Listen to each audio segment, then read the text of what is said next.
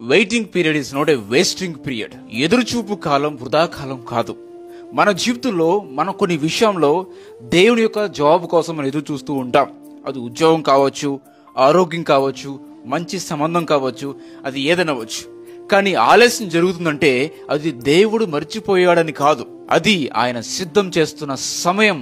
బైబిల్లో చాలా మంది ఎదురు చూశారు. అబ్రహాము దేవుడు కార్యాల కొరకు, దేవుడిచ్చిన వాగ్దానం నెరవేర్చే కొరకు ఎదురు చూశాడు. దేవుడు తన జీవితంలో గొప్ప కార్యం చేశాడు.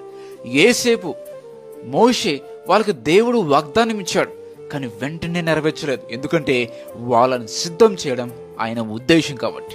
నీ జీవితంలో కూడా దేవుడు అంతే చేస్తాడు. ఆలస్యం అనేది శిక్ష కాదు, అది శిక్షణ. ఈ ఎదురుచూపు కాలంలో నీ విశ్వాసం నిలబడాలి, నీవు ధైర్యంగా ఉండాలి.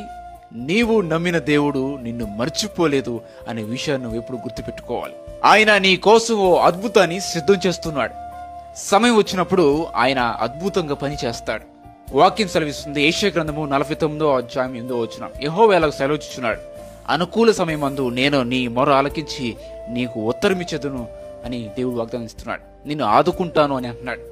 నీకు తగిన సమయమందే నేను నీకు సమాధానం ఇస్తానని దేవుడు వాగ్దానం చేస్తున్నాడు. అందుకే నీ ఎదురు చూపును వృధాకాలంగా భావించవద్దు. దేవునిపై నమ్మకంతో ఉండు. ఆయన మాట నిలబడుతుంది. ఎందుకంటే ఆయన మాట ఇచ్చిన వాడు నమ్మదగిన దేవుడు. ఖచ్చితంగా అద్భుతం జరుగుతుంది.